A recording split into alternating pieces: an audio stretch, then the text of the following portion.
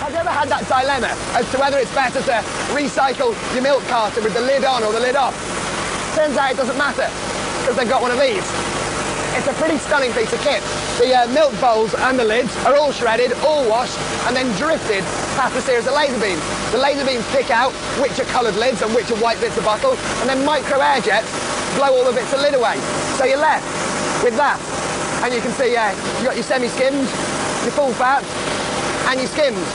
And then all the bits of pure, shredded white carton get sent off to the next part of the process. What do these go on to become? Well, actually, they'll go on to become buckets, wheelie bins. You know, we sell them. These are valuable commodities. Right. So that's why I love seeing the caps on. Yeah, exactly. Nothing goes to waste. Nothing goes to waste. Until recently, plastic waste could never be purified well enough. But thanks to this final bit of kit, every dirty old bottle can at last be made back into a shiny new one. So what happens is they get heated up and popped in a vacuum, and it's almost like warming something up and chucking it into outer space. Anything that is not the plastic they want just gets vaporised, just disappears off it. And imagine now beautifully clean flake with no smell. We raise the temperature to 150 degrees Celsius, and we've got this molten mass of milk bottles running down an extruder. Right. It's going to come out like spaghetti out of there. Look at that. I didn't expect that. Yeah, that's what it is. That's like a Play-Doh barber set. It is. And effectively, it'll start to chomp them up and turn them into a little pellet. Well, I guess this is it. Quite literally the end of the line. This is it. The loop is closed. And that's how all those dirty old milk bottles come out now. Recycled, food grade, high density polyethylene, ready to go back into milk bottles in the UK. That, to me, is astonishing. And the same number of bottles will be made from this as were recycled. It is very encouraging to think that between us, the consumer, local authorities and industry like this, that we're beginning to tackle the mountains of waste plastic we produce. But not all plastic can be recycled like this yet. It's such a waste because it's made from the world's most lucrative commodity, oil. Now this is crude oil. You can think of it almost as a soup of all sorts of different hydrocarbons. Now there are a huge quantity of chemicals that are derived directly from crude oil. Now, I've got two of them here. And the good thing about these two is when you mix them together, you can make a plastic. Chuck a bit of this in here, and an equal quantity of this. Now, when I start mixing this lot up, get a chemical reaction in there that starts making kind of individual molecules join up into long, long chains. Long chains called polymers, and that is essentially a plastic. The plastic that this makes is called polyurethane. Now that might sound like something you've never heard of, until you realise that it's probably insulating your house right now. Insulation panels, polyurethane. You may even be sitting on some polyurethane. That seems to have worked very nicely. Plastics are made in all sorts of different ways. This is just one of them. So if all these plastics are made from stuff derived from crude oil, is there a chance that these plastics can be turned back into something like crude oil? Or ideally, something like petrol or diesel that can power vehicles? Plastic Man. I'm going to try to cook up diesel from waste plastic. The first stage is to vaporise the plastic without burning it. So I'm making a super hot oven and a cooking pot that's airtight and oxygen-free. Had to adapt it slightly. There's one more element to the build. Not only is a normal oven not hot enough for the process, a normal cooking pot isn't quite up to scratch either. So I've built my own. So the plan is to put my waste plastic into the pot here. The ideal cooking temperature is between 350 and 400 degrees. Time to switch on the oven. Let's cook some plastic. Soon it's going to get hot enough to start breaking down the plastic polymers that I put in my cooking pot. At that point, they start forming flammable vapours that are going to rise up here into this condensing column. There, hopefully, they'll condense and cool into some kind of liquid fuel, which will collect in here with the plan that we tap it off and run an engine on it. As it melts, the plastic breaks down into different length molecules, depending on the temperature. For diesel, I want molecules around 10 to 20 atoms long. Right, that's been boiling away for quite a while now. Now let's see what we've managed to collect. Well, it certainly looks encouraging. Well, there's no doubt we've made a highly flammable liquid fuel from waste plastic. Question is, will it run an engine. I can tell my fuel is too flammable to be pure diesel, but with help from some friendly chemists, I can separate it out. So here's our diesel, or at least what we hoped diesel. These guys have kindly allowed us to put it in their vehicle. Let's find out if it works. Kate, are you all right to start her up? Keep going. Look at the level on that's dropped down. This car is running on diesel that used to be plastic. Waste plastic at that. Let's see how this goes.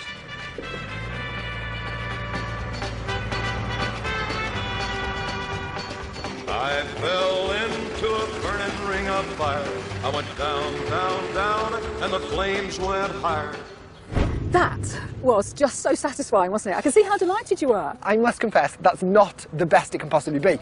Right at the cutting edge of research in this field, there are kind of universities and technology companies working on exactly this. And there's one company over in Ireland that's currently able to turn 1 tonne of waste plastic into 800 litres of fuel. And not like us, just a fairly sketchy looking fuel, they can actually specify exactly what they want, whether it's for cars, trucks, or even aeroplanes. Science is increasingly finding innovative ways to recycle plastic, but the fact is still far too much of it's been chucked away carelessly. And all that stuff ends up on our roadsides, in fields, and on riverbanks like this one. So what is that doing to the environment? Plastic pollution in the Pacific Ocean in particular has received a lot of news coverage. Levels are so high there that it's been called the Pacific Garbage Patch. Plastic is seriously affecting the birds and animals in that area. But what's going on closer to home? Professor Richard Thompson has been monitoring levels of plastic on Britain's coasts and in its waterways for the past 10 years. Today, he's taking me on a fishing trip with a difference down the Tamar estuary in Devon. So, Richard, how do you go about fishing for plastic? Well, most plastics are buoyant when they enter the sea. We're going to find them at the sea surface or close to it. Okay. And so using a manta net, like this one, which will Because it looks skim like along, a manta ray. Yeah, it's got these wings on it, which will stabilise it at the sea surface. Yeah. A large net, which will trail out behind. The water's going through all of this, Yep. and the plastic collects at the end bit. At the end there. Same kind of apparatus that's used worldwide for sampling plastic at the sea surface. And how much do you expect to catch? It varies. One of the things we're looking at is spring tides, neap tides, the ebb tide, the flood tide, because what we're wanting to understand is how important rivers like this are as a pathway for debris moving from far inland in freshwater right out into the sea. Do the first turn. Okay, they're deploying. 3, 2, 1, go.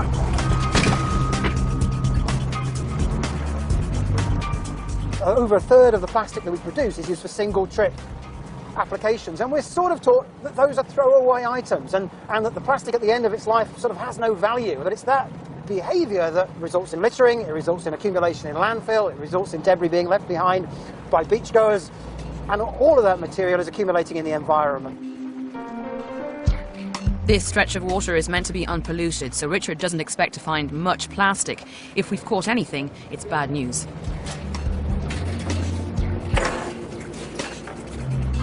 Yeah, I can see there's a lot of seaweed, but yeah, there's definitely bits of plastic in there. Everything from, I don't know what this is, but they're small. Yeah, the effects of small bits of debris are less well known and are potentially quite different to those that we might think of in terms of larger debris causing strangulation or lacerations. We've got very small pieces that could become trapped and retained, and there's also concern that some of these small pieces could act as a vector for the transport of chemicals to the creatures that ingest them. Recent research suggests these tiny bits of plastic attract pollutants, making them even more toxic to wildlife. All of this is bad enough, but it turns out it's not the open seas that are suffering the most. So Liz, the reason I wanted to bring you here was because some of the plastic we were looking at in the sea, of course that all washes up on shorelines. Yeah. Like, if I dig my hands down, there's actually hundreds of small pieces of plastic.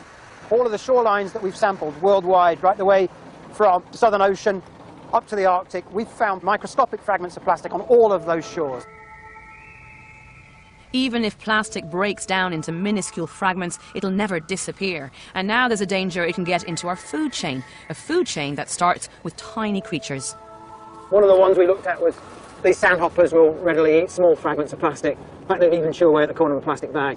Oh my gosh. So these are the little critters that will be going through the really tiny plastic particles, is that right? Yeah, I mean, they'd normally be shredding natural organic material, seaweeds. Yeah. So how much damage do we think this might be causing these little fellas? Well, that's really one of the great unknowns, and it's something that we're really trying to establish with some of the research that we're doing at Plymouth, is what is the potential harm from these microscopic fragments of plastic in the environment. Oops. Until we can prevent waste plastic from getting into our oceans, it seems unavoidable that it will end up in our food chain. What we need to find out next is how that might affect our well-being. Still to come, Liz finds out how PVA, a plastic glue, is helping orthopaedic surgeons with bone grafts. I'm really excited about this, actually. It's fantastic science. But first, back to our food chain, and whether we should be worried about plastic. Most food products are wrapped in plastic, aren't they? And you don't really know what's in it there. It always strikes me as strange. You get lovely spring water and then you go and put in a petrochemical plastic container. With breast cancer, for instance, you don't drink the bottle of water that you've left in the car in the sunlight. And I've always taken that on board. I don't know how true that is. Stories of harmful chemicals from plastics have been in the news again recently. But is the media just scaremongering? Or should we really be worried? Like many families, the Nathaniels from Nottingham are concerned because their life is full of plastic. But do they really know how full it is, even in their own home? I've asked them to collect as much as they can and pile it up in the garden. So much, can't decide what to put in. But after just a few minutes, it's clear that this could go on forever. Do you know, I am going to stop you there, because you're just decimating your house. What haven't you brought out? I haven't brought out the fridge. The washing machine, the printer. And obviously we're not going to start asking you to bring out all of the cabling and all of the lighting and things which are actually fixed. But there were some things that you didn't pick up. For instance, fleece and tin cans. Where's the plastic in the tin can? It's inside the tin can. Yes, plastics are in practically everything. But it's the stuff that comes into contact with their food that really worries the Nathaniels. OK, so we don't use cling film. We cook in ceramic containers. If we buy bottled water, we will recycle the bottle, we won't reuse it. The family's worries started when they read news stories linking chemicals in plastics with hormone problems. In particular, it's known that 2 ingredients found in everyday products, bisphenol A and phthalates, can affect our sex hormones. So the Nathaniels want to know which products are safe to use. OK, well, starting off, mineral water. Is it safe when we get it in the bottle like this? And what about when we reuse the bottle several times? Okay. Buying cucumbers wrapped in plastic, is anything leaching from the plastic into the cucumber? And we also drink our water out of reusable bottles. Are these safe? What about food boxes? Is anything leaching out of this into our food? So I've arranged some tests. I'm sending urine samples for analysis to find out if we have any plastic chemicals in our systems. But to answer their questions about bottles and containers, I need to see an expert. Dr. Chris Howick is a food contact expert for the British Plastics Federation. If your family is particularly concerned about things such as bisphenol A and phthalates, this is not based on bisphenol A, and because it's a rigid plastic, it won't contain phthalates. So I think we can give them the necessary reassurance on that one. There's one query about reusing plastic water bottles. I mean, this is something that I do all the time. Yes, as do I. I mean, as long as it's kept clean and that it's the integrity of the plastic article remains, that it can't still be used. Okay. And then what about the plastic? Great thing about plastics for packaging cucumbers is the plastic would have been through the assessment, so it would have been shown to only use the approved ingredients, and also the great thing here is that it extends the shelf life of the cucumber from 3 days to 14 days. Chris told me that all plastics used to package food are tested and labelled appropriately, including whether they can be used in dishwashers or microwaves. There's a huge safety obligation that the regulators place on the plastics industry. Companies have to only use the materials that are approved, and they have to do testing on a regular basis to show that even those substances that are approved do not transfer their ingredients into food in any levels that can ever be considered a risk to public safety. It's time for the Nathaniels and me to find out whether everyday contact with plastic means we have the chemicals in our systems, and if so, whether the levels are safe or not. All of us had levels of BPA, very small amounts but detectable levels of BPA, and you guys had tiny amounts of phthalates. Right. Just me and him? Just you two, yeah. But just to reassure you that even if you'd had 250 times the amounts that showed up in our test, you would still have been all right. We've had every assurance that they are very, very safe levels, minuscule levels. I just wondered, how you felt about that. It's nice to know that the plastics are safe and that what we've found in us is not out of the ordinary. And will you change anything as a result of this? Well, I'm very, very pleased to know that I can keep reusing these water bottles because that's very, very useful. And I'm going to read the manufacturer's instructions more carefully. The two types of chemicals that we looked at with the Nathaniels have been well studied and shown to be safe at the levels to which we're normally exposed. But since we made that film, a new report from the World Health Organization and the United Nations Environment Programme has hit the headlines. I caught up with one of the authors to discuss the findings. So the report summarises the results of over a decade of work on endocrine disrupting chemicals. These are chemicals which interfere with or mimic the action of hormones and in so doing cause adverse effects on bodily functions. Are we likely to be exposed to levels of these chemicals which could have an adverse effect? There are 143,000 chemicals in commerce, and of those currently we know that there are about 800 which may be endocrine disrupting chemicals. These chemicals are everywhere. They're in our food, they're in our furniture, and they're in cosmetics. What this means is that we experience exposure to diverse chemicals from various sources as a cocktail. And that whilst individually these chemicals may not cause harm, collectively they may have already reached harmful levels. Many diseases and disorders in modern day society that are endocrine disorders, such as reproductive cancers like prostate and breast, have risen over the last 40 to 50 years, and that this rise has been too steep and too fast to be explained by genetics alone. Environmental factors are generally accepted to be involved. It's not hard to see just how complicated this is. On the one hand, you've got exposure to a vast number of chemicals and effects on the body that might take decades to manifest themselves. It's clear that much more research is needed, and in the meantime, we have to weigh up potential risk against the very real benefits that plastics can offer. One area where plastics can be advantageous is in modern medicine, as Kerry Adams discovered. She's always been a keen horse rider, but in 2008 suffered a freak accident. I was having a riding lesson. My horse shied and I lost a stirrup, and then I felt his haunches go and I knew I was in trouble, he was going to bolt. The next thing I remember, I was in hospital. I'd broken both my arms, one bone in my right arm, both bones in my left arm, which was bent at 90 degrees and was extremely painful.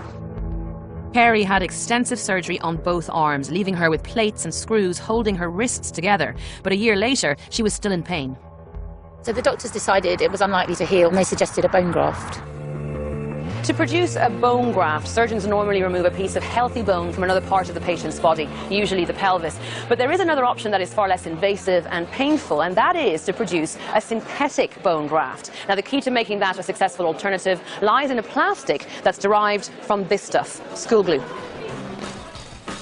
Dr. Karen Hing from Queen Mary's University was on a mission to find an artificial substance with the same special properties as bone. It had to be light and strong, with a honeycomb structure that allowed real bone cells and blood vessels to grow into it, creating new bone.